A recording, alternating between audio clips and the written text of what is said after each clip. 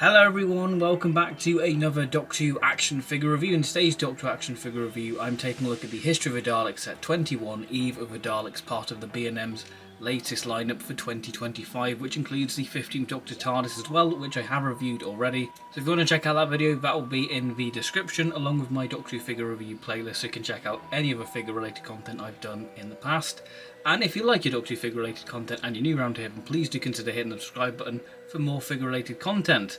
With that all out of the way this video is going to work, I'm going to take a look at the packaging, take a look at the articulation in detail for these Daleks, and do a comparison to all the other bronze Daleks we've had within the sort of character options line, and then give you my overall thoughts. So let's take a look at the packaging for this set. Packaging for the History of the Daleks Set 21, Eve of the Daleks. So we've got the traditional box design, what we've seen over the past couple of years for the History of the Daleks Set, with the Doctor Who style guide packaging of the Doctor Who logo.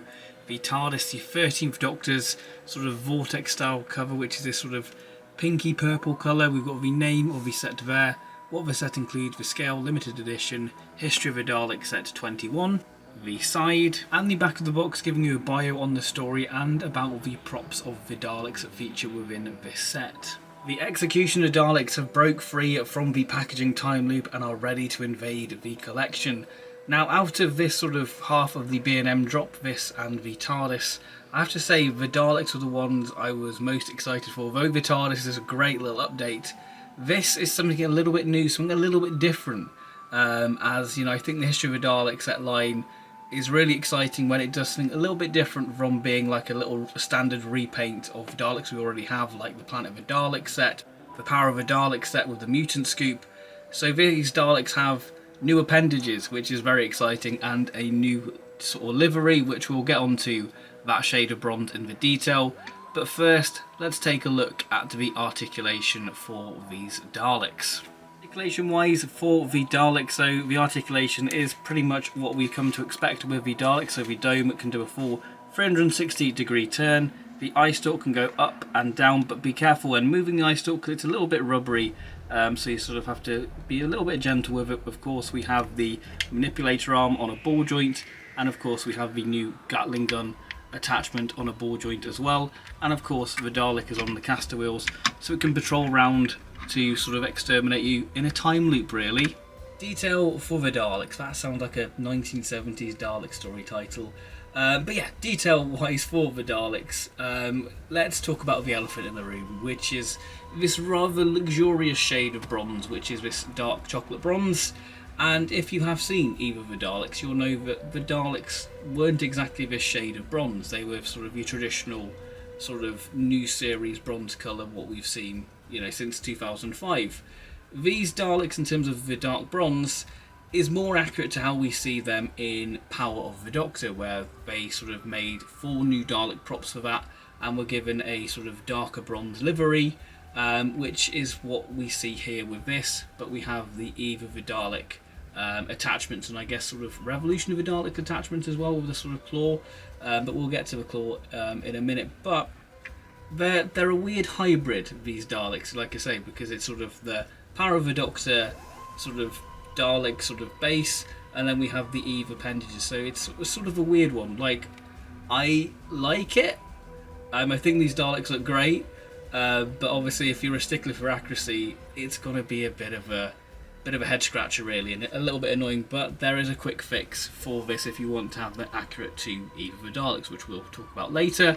So let's go into the details. So like I say, we have this rather lovely dark chocolate bronze, which in certain lights, when you sort of catch it, it does sort of have like a red tinge to it, which really sort of adds that sort of metallic look to it. And these Daleks, they do look like they are little mini tanks within it, and this is rather great. The Daleks themselves, they are exactly the same. The only difference is the ID tags underneath. They are brand new, which is rather lovely, so that's a nice little bit of attention to detail.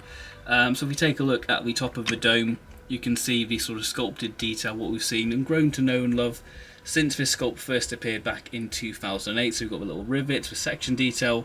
The dome lights have been painted, a little silver sort of cage around the dome lights, which I think really sort of helps accentuate that detail. And of course we have the traditional Dalek eye detail there, with a sort of clear sort of rings, and obviously the little section detail on the actual eye itself with a dark blue pupil. And if we move to the neckbin section, of course we have the sort of dark bronze effect, and of course you can see the mesh has been given this sort of matte black finish, which I think really pops against that sort of dark bronze of the actual Dalek itself. The slats have been painted, and same with the hemispheres, in this sort of pale gold, which in certain light when you catch it, it almost looks very silver. It looks more silver than gold, and that's been sort of replicated around sort of the sort of a plunger or claw arm sort of attachment there, and of course on the gun box as well. And of course we have the little rivets painted silver as well, which again is really lovely. Again, that really pops. But if we take a look at the new attachment, so we have the claw arm. Now in either of the Daleks, I believe that the claw wasn't open. I think they remained shut for most of the time, but I think in some publicity images they were open, and I think it's a little bit more dynamic having the claw open. I think maybe they could have done one with the claw shut and one with open, just to make a little bit of variety, but it's quite nice having both of them with the claw open there. So rather interestingly, the actual sort of claw arm has been given a slight black wash, which I think is nice to sort of accentuate that sort of griminess that we see. You can see the little extenders to give that sort of telescopic effect, and you can see sort of the claw detail there. And of course the new addition of the Gatling gun, again that's been given a slight black wash to really sort of give it sort of that nice sort of metallic look and effect to it. And again you can sort of see the section details on the actual Gatling gun there. It would be nice if you saw the black wash continue at the front, just to sort of really get into the detail of the sculpt of the actual Gatling gun itself. And of course we have the traditional Dalek detail of the hemispheres there, and of course the rivets haven't been painted on the fender. So that is pretty much the detail for the Daleks. Comparison time. So here we have an array of bronze new series Daleks. So we've got the Crucible Dalek from the Stolen Earth set, the first time to debut this Dalek sculpt. We've got the Metaltron Dalek from B&M. We've got the Emperor Guard Dalek figure from the Toys R Us 9th Doctor Twin Pack. The Asylum Dalek from the sort of Toys R Us 3 pack. The Progenitor Guardian, and the B&M Parting the Way set. And we have the Eve of the Daleks, Execution of Daleks. So you can really see, I guess, the 50 shades of bronze we've seen over the new series Daleks. So you can really see how different that bronze is with the Executioner Dalek. But it does definitely stand out amongst your bronze Daleks. I think in isolation it looks wonderful, but I think if you're somebody who likes to sort of do group Dalek photos, it probably would stand out a little bit. But like I said, but you can rectify this if you want to have a more accurate Eve of the Daleks. Dalek figure, there are plenty of Parting of the Way sets still in B&M, in certain B&M stores. I saw some when I was tracking down these. So you can simply sort of swap the appendages and you'll have an accurate Power of the Doctor Dalek, and you'll have an accurate Eve of the Dalek Dalek as well. So that solves that mystery. And just for funsies, I thought I'd do a comparison to the OG chocolate bronze Dalek, which is the Assault Dalek from San Diego Comic-Con. So if I just bring in the sort of Eve of the Daleks Execution Dalek, you can see the difference in that sort of chocolate bronze. This doesn't even look like chocolate bronze anymore compared to this. So yeah, that's pretty insane. So yeah, you can really see the difference in the bronze, what has been used over the years with character options Daleks. My concluding thoughts on the History of the Daleks set 21, Eve of the Daleks. Well, I really like it. Despite the elephant in the room with it being sort of the wrong shade of bronze, I can't help but love it. I think that it looks visually striking, especially when you pose it around with the 13th Doctor and Yaz figure. It's great to sort of see that get more representation on the shelf for the 13th Doctor era.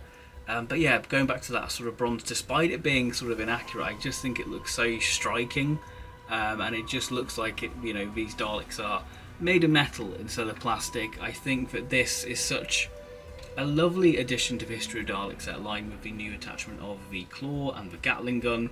It's just something a little bit different from your standard sort of repaint of Daleks we've already seen. I think that this is, obviously the story, it was a new addition for the Dalek sort of canon, but here we have them replicated in 5-inch figure form, and despite the bronze inaccuracy, I can't help but love them.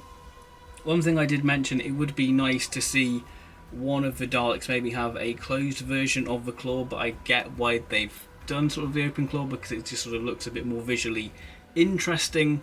And possibly we can see sort of the closed claw version for a Revolution of the Daleks set, depending if they do the defense drones, which is probably unlikely. We'll probably see the sort of closed version claw of those Daleks from Revolution. But these are really stunning Daleks, and definitely worth tracking down, because like I say, they just look so visually interesting.